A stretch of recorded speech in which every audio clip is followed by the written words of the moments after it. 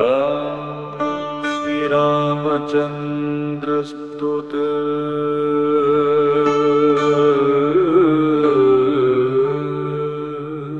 नमामि भक्तवत्सलं कृपालुशीलकोमलं।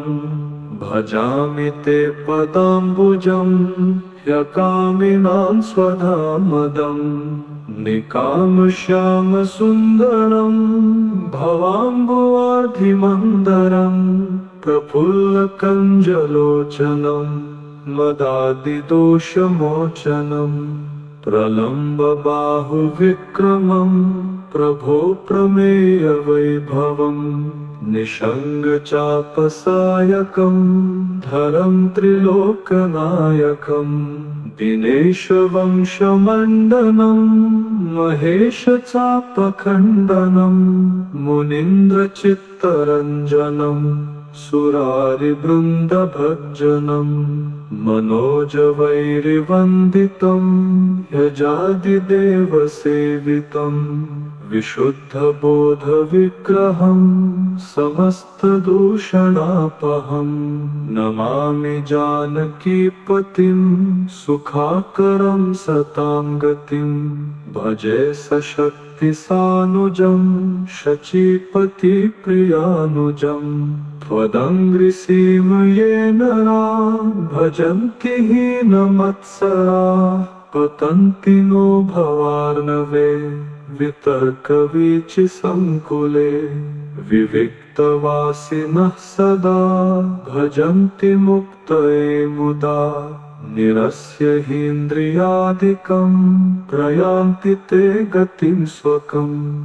त्वमेकमद्भुतं प्रभुं निरीहमीश्वरं विभुं। जगद्गुरुं च शाश्वतं तुरीयमेव केवलं।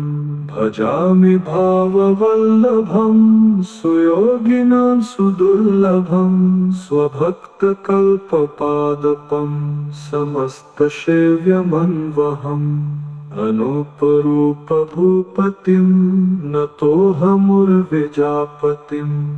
प्रसीद मे नमामि ते पदाब्जभक्ति देहि मे। पठन्ति ये स्तवं त्विदं सदादरेण ते पदं। व्रजन्ति नात्र संशयम् त्वदीयभक्तिसंयुक्ताः। नमामि भक्तवत्सलं कृपालुशीलकोमलं। भजामि ते पदाम्बुजं ह्यकामिनां स्वधामदम्। निकामश्यामसुन्दरं भवाम्बुवाधिमन्दरं। प्रफुल्लकञ्जलोचनं मदादिदोषमोचनं। प्रलम्बबाहुविक्रमं प्रभो प्रमेयवैभवं। निषङ्गचापसायकं धरं त्रिलोकनायकं। दिनेशवंशमण्डनं महेशचापखण्डनं। मुनीन्द्रचित्तरञ्जनं सुरारिवृन्दभज्जनं। मनोजवैरिवन्दितं यजादिदेवसेवितं। विशुद्धबोधविग्रहं समस्तदूषणापहं। नमामि जानकीपतिं सुखाकरं सतां गतिं। भजे सशक्तिसानुजं शचीपतिप्रियानुजं। त्वदङ्घ्रिसीमये नरा भजन्ति हीनमत्सराः। पतन्ति नो भवार्णवे वितर्कवीचिसङ्कुले। विविक्तवासिनः सदा भजन्ति मुक्तये मुदा। निरस्य हीन्द्रियादिकं प्रयान्ति ते गतिं स्वकम्। त्वमेकमद्भुतं प्रभुं निरीहमीश्वरं विभुं। जगद्गुरुं च शाश्वतं तुरीयमेव केवलं। भजामि भाववल्लभं सुयोगिनां सुदुर्लभं। स्वभक्तकल्पपादपं समस्तसेव्यमन्वहम्। अनूपरूपभूपतिं नतोऽहमुर्विजापतिं प्रसीद मे नमामि ते पदाब्जभक्ति देहि मे पठन्ति ये स्तवं त्विदं सदादरेण ते पदं व्रजन्ति नात्र संशयम् त्वदीयभक्तिसंयुक्ताः नमामि भक्तवत्सलं कृपालुशीलकोमलं भजामि ते पदाम्बुजं ह्यकामिनां स्वधामदम् निकामश्यामसुन्दरं भवाम्बुवाधिमन्दरं प्रफुल्लकञ्जलोचनम् मदादिदोषमोचनं प्रलम्बबाहुविक्रमं प्रभो प्रमेयवैभवं निषङ्गचापसायकं धरं त्रिलोकनायकं दिनेशवंशमण्डनं महेशचापखण्डनं मुनीन्द्रचित्तरञ्जनं सुरारिवृन्दभज्जनं मनोजवैरिवन्दितं यजादिदेवसेवितं विशुद्धबोधविग्रहं समस्तदूषणापहं नमामि जानकीपतिं सुखाकरं सतां गतिं भजे सशक्तिसानुजं शचीपतिप्रियानुजं त्वदङ्घ्रिसीमये नरा भजन्ति हीनमत्सराः पतन्ति नो भवार्णवे वितर्कवीचिसङ्कुले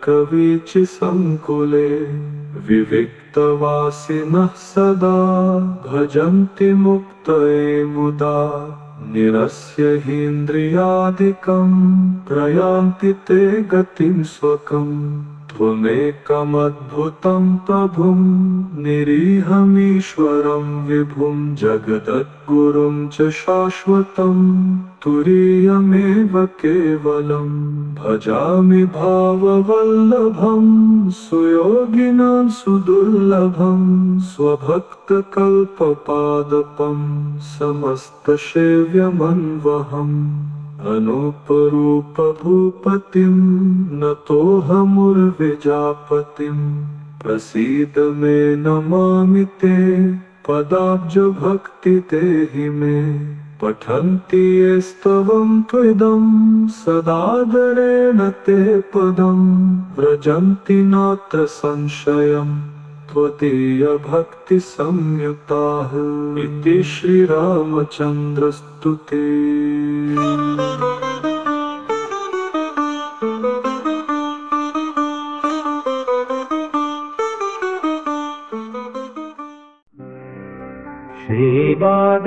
श्रीवादेशार्या सूर्यस्तुति उद्यन्नद्य विवस्वानारोहन् नुक्तरां दिवं देवः रुद्रोगं मम सूर्यो हरिमाणं चाशुनाशयतु निमिषार्थेनैकेन द्वे च शते द्वे सहस्रे द्वे क्रममाणयोजनानाम् नमोऽस्तु ते नलिननाथाय कर्मज्ञानखदशकं मनश्च जीव इति विश्वसर्गाय द्वादशधायो विचरति सद्वादशमूर्तिरस्तु मोदाय त्वं हि यजुरुक्सामः त्वमागमस्त्वं वषट्कारः त्वं विश्वं त्वं हंसः त्वं भानो परमहंसः शिवरूपाज्ञानमहं त्वत्तो मुक्तिं जनार्दनाकारात् शिखिरूपादैश्वर्यं त्वत्तश्चारोग्यमिच्छामि त्वचिदोषा दृशिदोषा हृदिदोषा येऽखिलेन्द्रियजदोषा तान् पूषा हतदोष किञ्चिद्रोषाग्निना दहतु धर्मार्थकाममोक्ष प्रतिरोधानुव्रतापवेगकरान् बन्दीकृतेन्द्रियगणान् गदान् विखण्डयतु चण्डांशु येन विनेदं तिमिरं जगदेत्यद्रसति चरमचरमखिलम् धृतबोधं तं नलिनीभर्तारं हर्तारमापदामीरे यस्य सहस्राभीषोरभीषु लेशो हिमांशु बिम्बगतः भासयति नक्तमखिलम् भेदयतु विपद्गणानरुणः तिमिरमिव नेत्रतिमिरम् पटलमिवाशेषरोगपटलम् नः काशमिवाधिनिकायम् कालपितारोगयुक्ततां हर्तात् वाताश्मरीदाशस्त्वग्दोषमहोदर प्रमेहाश्च ग्रहणी भगन्धराक्षा महतीस्त्वं मेरुजोहन्ति त्वं माता त्वं शरणं त्वं धाता त्वं धनं त्वमाचार्य त्वं त्राता त्वं हर्ता विपदामर्क प्रसीद मम भानम् इत्यार्याद्वादशकं साम्बस्य पुरो नभस्थलात् पतितम् पश्यतां भाग्यसमृद्धि समस्तरोगक्षयश्च स्यात् उद्यन्नद्य विवस्वानारोहन् नुत्तरां दिवं देवः रुद्रोगं मम सूर्यो हरिमाणं चाशु नाशयतु निमिषार्थेनैकेन द्वे च शते द्वे सहस्रे द्वे क्रममाणयोजनानाम् नमोऽस्तु ते नलिननाथाय कर्मज्ञानखदशकं मनश्च जीव इति विश्वसर्गाय द्वादशधायो विचरति सद्वादशमूर्तिरस्तु मोदाय त्वं हि यजुरुक्सामः त्वमागमस्त्वं वषट्कारः त्वं विश्वं त्वं हंसः त्वं भानो परमहंसः शिवरूपाज्ञानमहं त्वत्तो मुक्तिं जनार्दनाकारात् शिखिरूपादैश्वर्यं त्वत्तश्चारोग्यमिच्छामि त्वचिदोषा दृशिदोषा हृदिदोषा येऽखिलेन्द्रियजदोषा तान् पूषा हतदोष किञ्चिद्रोषाग्निना दहतु धर्मार्थकाममोक्ष प्रतिरोधानुव्रतापवेगकरान् बन्दीकृतेन्द्रियगणान् गदान् विखण्डयतु चण्डांशु येन विनेदं तिमिरं जगदेत्यद्रसति चरमचरमखिलम् धृतबोधं तं नलिनीभर्तारं हर्तारमापदामीरे यस्य सहस्राभीषोरभीषु लेशो हिमांशु बिम्बगतः भासयति नक्तमखिलम् भेदयतु विपद्गणानरुणः तिमिरमिव नेत्रतिमिरम् पटलमिवाशेषरोगपटलम् नः काशमिवाधिनिकायम्